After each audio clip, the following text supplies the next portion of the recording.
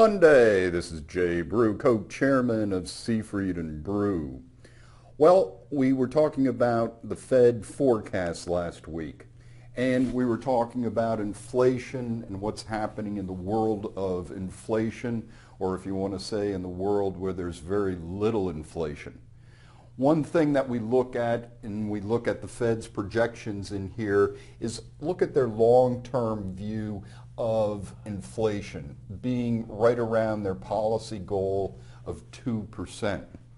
And this sort of worries you because on an overall basis, I would not say that that would show a very vibrant economy.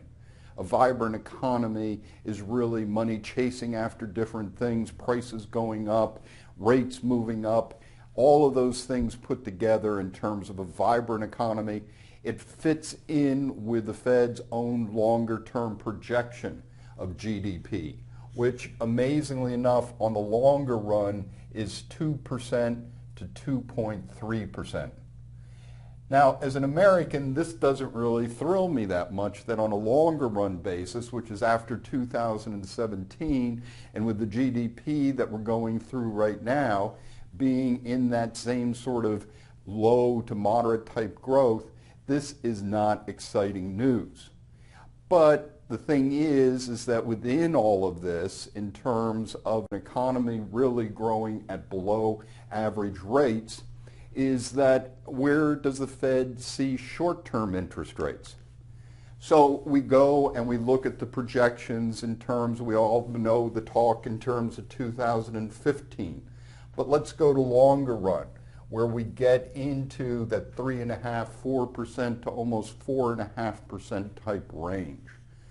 That says something different, because that says to me that the economy is expanding at a faster rate than what the Fed is projecting.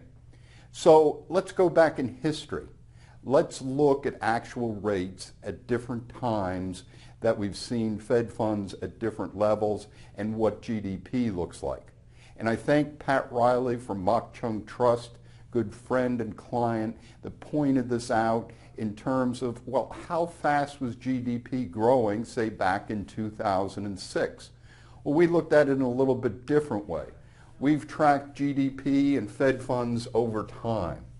And what you find is that there's definitely a relationship to economic growth and the extent of overall rate on Fed funds.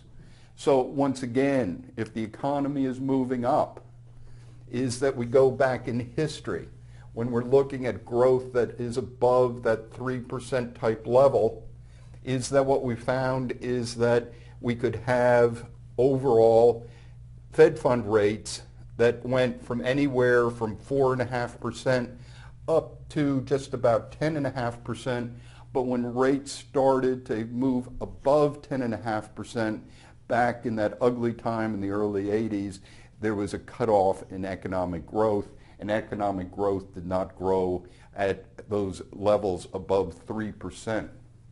But let's think about where the Fed is in terms of short-term rates being 3.5% to 4.5%.